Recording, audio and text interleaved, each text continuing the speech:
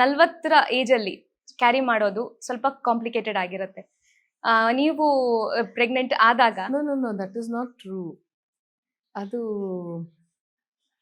ಈಗೀಗ ಯಾಕೆ ಹಾಗೆ ನಾವು ಯೋಚನೆ ಮಾಡ್ತೀವಂದ್ರೆ ಕಾಂಪ್ಲಿಕೇಟೆಡ್ ಅನ್ನೋಕ್ಕಿಂತ ಹೆಚ್ಚಾಗಿ ಈಗೀಗ ನಮ್ಮ ಸಿಟಿ ಇದರಲ್ಲಿ ಏನಾಗಿದೆ, ಸಿಟಿ ಲೈಫಲ್ಲಿ ಇವಾಗ ಹೆಣ್ಣು ಮಕ್ಕಳ ನಮ್ಮ ಹೆಣ್ತನ ಉಳ್ಕೊಳ್ಳೋದಂದ್ರೆ ನಾವು ಋತುಮತಿಯಾಗಿ ನಂತರದ ದಿನಗಳಲ್ಲಿ ಎಷ್ಟು ದಿನ ಇರ್ತಾ ಇತ್ತಲ್ಲ, ಆ ಲೈಫ್ ಸ್ಪ್ಯಾನ್ ಮುಂಚೆ ಹೆಂಗಸರಿಗೆ ಇರ್ತಿತ್ತಲ್ಲ, ಆ ಲೈಫ್ ಸ್ಪ್ಯಾನ್ ಇವಾಗ ನಮಗೆ ಸಿಟಿಯಲ್ಲಿಲ್ಲ. ಹೌದು, they reach menopause quite early. Yes. And ಇವಾಗ ಸ್ಟ್ರೆಸ್ಫುಲ್ ಲೈಫ್ ಇದೆ. ಆಮೇಲೆ ಈ ರೇಡಿಯೇಷನ್ನು, ಮೊಬೈಲ್, ಈ ಥರದ್ರಲ್ಲೆಲ್ಲ ಮಧ್ಯದಲ್ಲಿ ಬದುಕ್ತಾ ಇರೋದು. ಆಮೇಲೆ ಅಡಲ್ಟ್ರೇಟೆಡ್ ಫುಡ್ ಇವಾಗ ಇದೆಲ್ಲ ಸೇರಿಕೊಂಡು ಆಹಾರ ಪದ್ಧತಿ ಇದೆಲ್ಲ ಬದಲಾಗಿರೋದ್ರಿಂದ ಇಟ್ಸ್ ಅ ಟುಡೇ ಸ್ಟಾಕ್. ಮುಂಚಿನವ್ರಿಗೆ ಇವಾಗ ನಾವು ನೋಡ್ಬೇಕಂದ್ರೆ ಇನ್ನೊಬ್ರು ನನ್ನ ನೆನ್ನೆ ಸ್ನೇಹಿತರು, ಅವ್ರ ಅಕ್ಕ 53ನೇ ವಯಸ್ಸಿಗೆ ಅವರು ನಾರ್ಮಲ್ ಬೇಬಿನೇ ಆಯ್ತು ಅಂತೆಲ್ಲ ಹೇಳಿದ್ರು ಅವರು. And it was quite natural. ಅವಾಗ ನಾವು ಮುಂಚೆ ಕೇಳ್ತಿರೋದು, ಈಗ ನಾನು ಅಜ್ಜಿಗೆನೆ 14 ಜನ ಮಕ್ಕಳಿದ್ರು. ಓಕೆ. ನನ್ನ ತಂದೆ ತಾಯಿ she delivered nearly 14 children. Okay, ಆಯ್ತಾ. And it was not a major thing. ಅಂದರೆ ನಾವು ಅವಾಗ ನೋಡ್ತಾ ಇರಲಿಲ್ಲ 40 ಮಗು ಆಗಿದ್ಯಾ, ಅಯ್ಯೋ ಹೆಂಗಾಯ್ತು ಅಂತ, ಅದೇನು ಒಂದು ಆಶ್ಚರ್ಯ ಅಂತ ಅನ್ನಿಸ್ತಾ ಇರಲಿಲ್ಲ. And life span as for a woman it is there till 50 ಅಂತ ನಾವು ಹೇಳಿದ್ರು ಸಹ, ಬಟ್ ಸಿಟಿ ಇದರಲ್ಲಿ it is coming down. Yes. ಹಂಗಾಗ್ಬಿಟ್ಟು we are saying oh God it's too much of a complication ಅಂತೆಲ್ಲ ಅಂತ ಅನ್ಸುತ್ತೆ. ಯಾಕಂದ್ರೆ ಇದು ಇವಾಗ ನಮ್ಗೆ ನೈಜವಾಗಿ ನೋಡೋಕೆ ಎಲ್ಲಿ ಅಕ್ಕಪಕ್ಕದಲ್ಲಿ ಎಲ್ಲೂ ಸಿಗ್ತಾ ಇಲ್ಲಲ್ಲ. ಮತ್ತೆ ನಾವು ಅದು ಆಗಿ ನಾವು ಅದಕ್ಕೆ ಮದುವೆ ಎಲ್ಲ ಮಾಡುವಾಗ ಏನು ಮಾಡ್ತೀವಿ, ಬೇಗ ಆಗಲಿ ಅಂತ ಹೇಳ್ತೀವಿ ಹುಡುಗಿಗೆ. ಸ್ವಲ್ಪ ಅವಳ ದೇಹನೂ ಸಪೋರ್ಟ್ ಮಾಡುತ್ತೆ, ಮಾನಸಿಕ ಸ್ಥಿತಿನೂ ಸಪೋರ್ಟ್ ಮಾಡುತ್ತೆ ಅಂತ ಹೇಳಿ we always say any time after. Of course ಇವಾಗ ನಮ್ಮ ಸರ್ಕಾರ ಮುಂಚೆ 18 ಇದ್ದಿದ್ದನ್ನ ಈಗ 21 ಮಾಡಿಬಿಟ್ಟಿದೆ.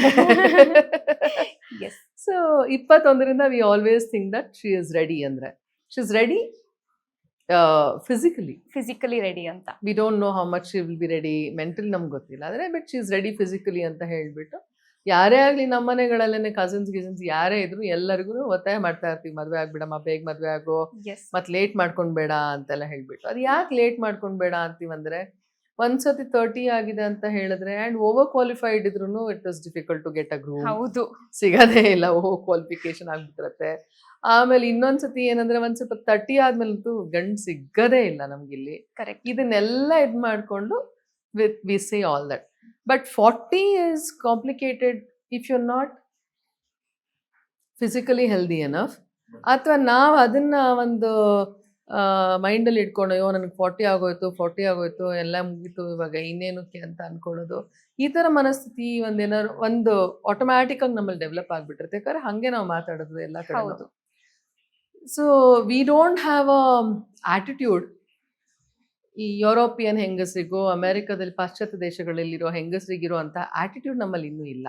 Correct. That we even at 80 they can survive on their own ಅನ್ನೋ ಒಂದು ಕಾನ್ಫಿಡೆನ್ಸ್ ಇದೆ. ಸೊಸೈಟಿ ಫ್ರೀಡಮ್ ಕೊಟ್ಟಿದೆ, ಅದನ್ನ ಅನಿವಾರ್ಯತೆನೋ ಏನೋ ಗೊತ್ತಿಲ್ಲ, but that is how they have opted to live. At least ಈಗ ಒಂದು 100 ವರ್ಷದಿಂದ ಹಾಗೆ ಬದುಕ್ತಾ ಇದ್ದಾರೆ.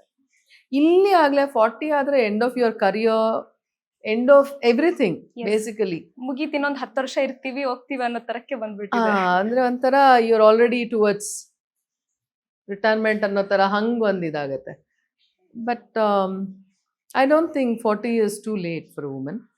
ಅದನ್ನೆಲ್ಲ ಅಂಶದಲ್ಲಿ ಇಟ್ಕೊಂಡೆ ನಮ್ಮ ಕಾನೂನಲ್ಲಿ ಇವಾಗ ನಮಗೆ ವಯೋಮಿತಿಯನ್ನು ಕೊಟ್ಟಿರುವಂಥದ್ದು. ಅಂದರೆ IVF ಇದರಲ್ಲಿ ನಾವೇನಾದರೂ ಮಾಡ್ಕೊಳ್ಬೇಕು ಕೃತಕ ಗರ್ಭಧಾರಣೆ ಅಂದರೆ ವಯೋಮಿತಿ ಕೊಟ್ಟಿರುವಂಥದ್ದು 40ರಿಂದ 50 ವರ್ಷದ ತನಕ ಕೊಟ್ಟಿದ್ದಾರೆ ಈಗ. ಓಕೆ.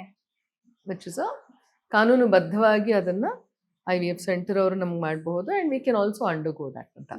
ಆಯ್ತಾ. So if it all they have to think it's too late ಅಂದರೆ ಆಗ ವಯೋಮಿತಿ ಅವರು ಬದಲಾಯಿಸ್ತಾ ಇದ್ರು ಅಂತ ಕಾಣಿಸುತ್ತೆ. ನೀವು ಹೇಳ್ದಂಗೆ ಈಗಿನ ಲೈಫ್ ಸ್ಟೈಲ್ ಆ ಥರ ಇರೋದ್ರಿಂದ ಸ್ವಲ್ಪ ಕಾಂಪ್ಲಿಕೇಶನ್ಸ್ ಬರ್ಬೋದು ಅನ್ನುವಂಥದ್ದು. ಲೇಟೆಸ್ಟ್ ಹಾಗೂ ಇಂಟ್ರೆಸ್ಟಿಂಗ್ ಸುದ್ದಿಗಳಿಗಾಗಿ ಬಾಸ್ ಟಿವಿ ಕನ್ನಡ ಚಾನೆಲ್ನ ಸಬ್ಸ್ಕ್ರೈಬ್ ಮಾಡಿ, ಹಾಗೆಯೇ ಬೆಲ್ ಐಕಾನ್ ಪ್ರೆಸ್ ಮಾಡಿ. ಇದರ ಜೊತೆಗೆ ಫೇಸ್ಬುಕ್, ಇನ್ಸ್ಟಾಗ್ರಾಮ್, ಎಕ್ಸ್ನಲ್ಲೂ ಮಿಸ್ ಮಾಡದೆ ಫಾಲೋ ಮಾಡಿ.